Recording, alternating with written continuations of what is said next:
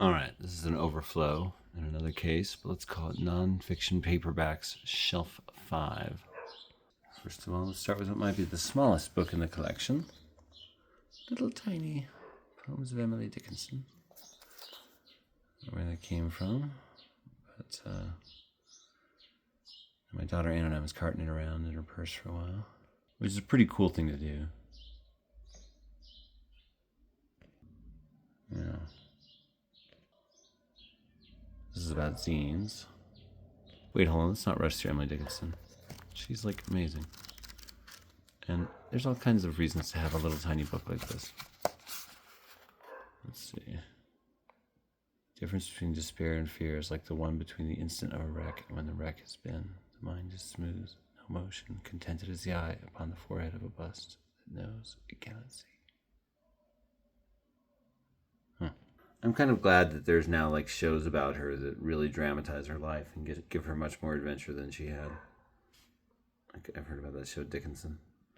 That's cool because she was kind of a frustrated shut-in, a lot of her life. Her work wasn't really appreciated fully until after her time. This is about making zines. I've met the creator of this book a couple of times, Elex, Wrekk. She was super cool. Chicago's got a really strong zine scene. I believe she hails from there. Anyway, if you get into the zine culture, it's cool to know about books like this. They'll tell you things about like paper formatting and so on. Just have good advice. And just the zine community is so fun and so punk rock. It has its roots in dissident literature and sci-fi.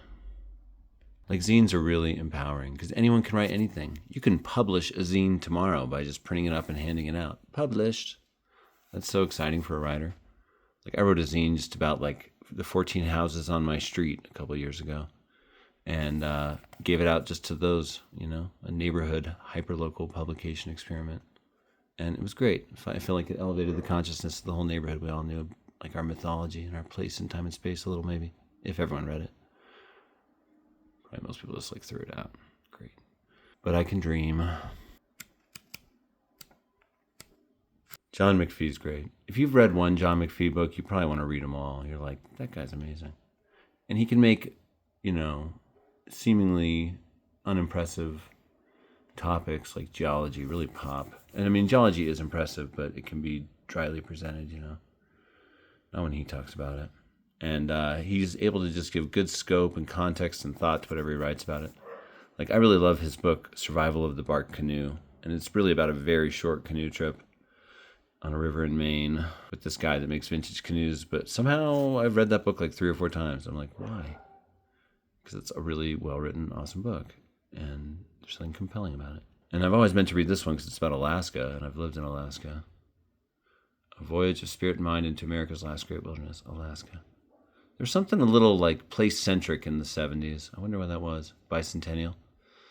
But you had like James Michener writing very place-centric books.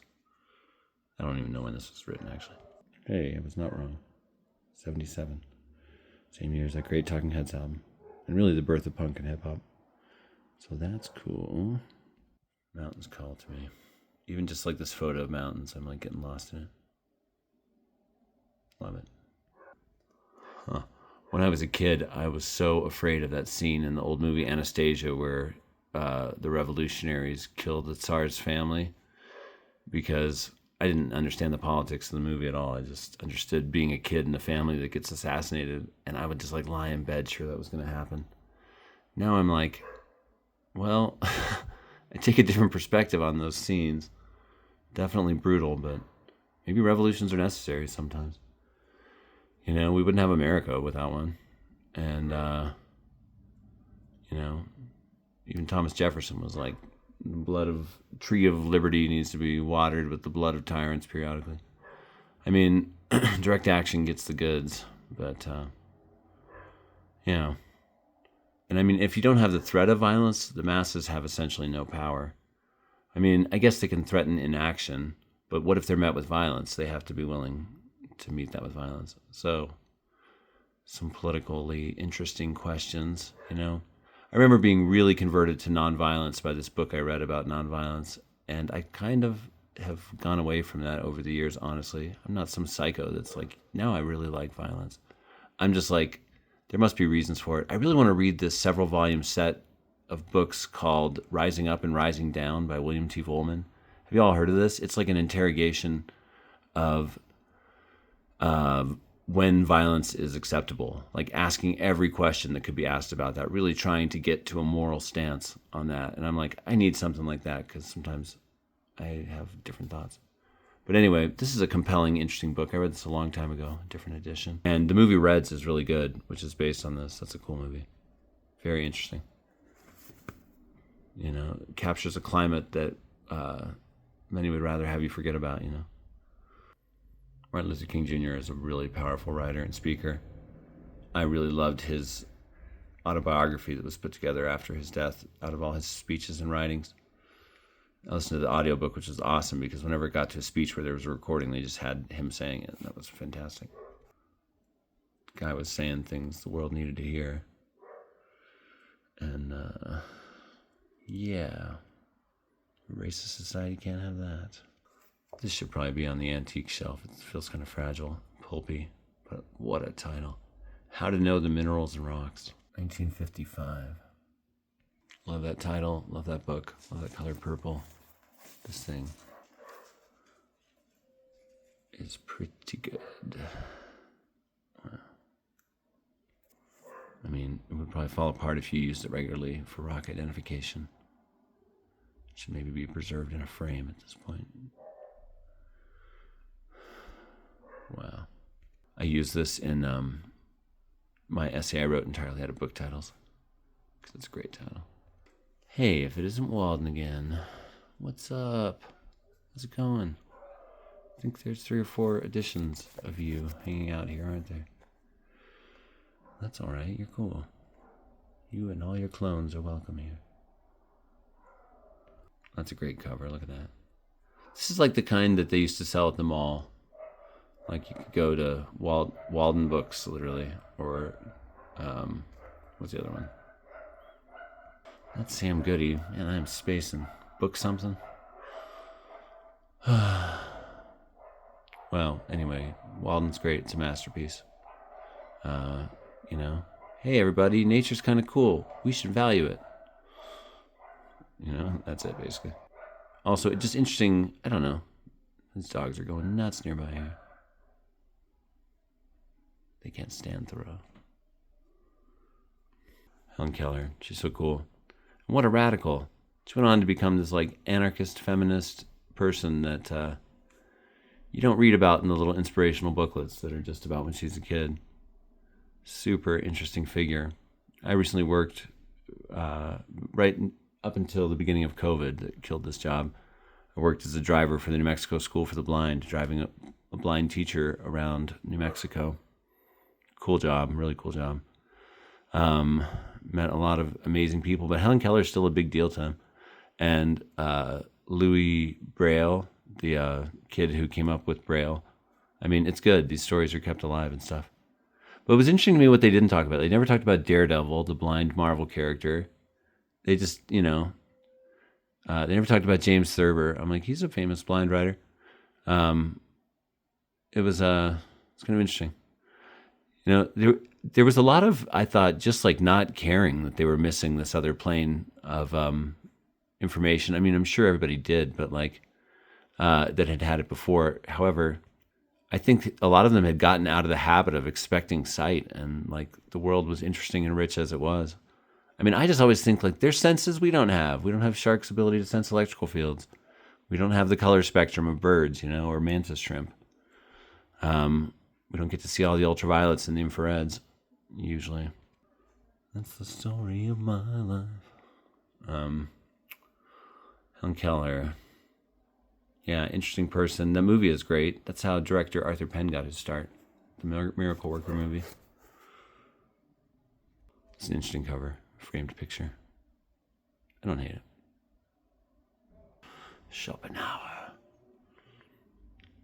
I have this because I know I'm supposed to read it. I did read it when I was young, but like at one of those reading stages where I got very little out of it. Yeah, I read this. Cool. Tell me something about it. Well, it's full of words. And they're like, they get strung together in these sentences. paragraphs, and pages. Pages. By the end of it, you read it. No, I remember a lot of stuff about willpower. Maggie Nelson really likes him. Enough said, I'm a fan of Maggie Nelson. There's some writers where it's like I listen to them in interviews and I'm like, well, I have to check that out then. Here's a brilliant person getting brilliant stuff from something. I want to join that party. It always feels like. Thoughts on religion, ethics, politics, women, suicide, books, and many other themes. 1851. The struggle with that sentinel is, as a rule, however, not as hard as it may seem to us from a distance. The reason is the antagonism between spiritual and physical suffering. For when we are in great or chronic physical pain, we are indifferent to all other troubles. True. All we are concerned about is recovering. In the same way, great spiritual suffering makes us insensible to physical pain. We despise it. Indeed, if it should come to outweigh the other, it becomes a beneficial distraction, an interval in spiritual suffering. It is this which makes suicide easier, for the physical pain associated with it loses all significance in the eyes of one afflicted by excessive spiritual suffering. This isn't a joke book. No. Why did I think? Oh, this looks cool. Hunger of Memory, The Education of Richard Rodriguez, an autobiography. Looks pretty good. Some classic themes, telling a specific story. Poignant journey of a scholarship boy whose awkward progress reveals essential mysteries of education. I like a good education narrative. Moving frank portrait of a boy struggling to become a man.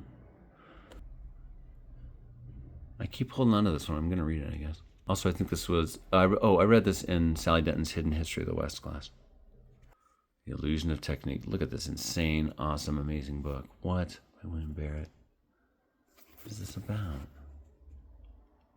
Emersonian in the truest sense. This exploration of freedom, like freedom itself, is original and enjoyable, replete with surprise.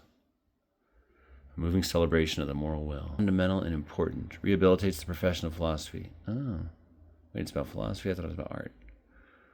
Or writing. This is a book that merits the attention not only of professional humanists and social scientists. Wait, what kind of book is this? Fascinating for the first time as far as I know. A book that makes sense of modern philosophy. Okay, it's about philosophy. The book for everyone concerned with life's meaning in a technical age. Okay.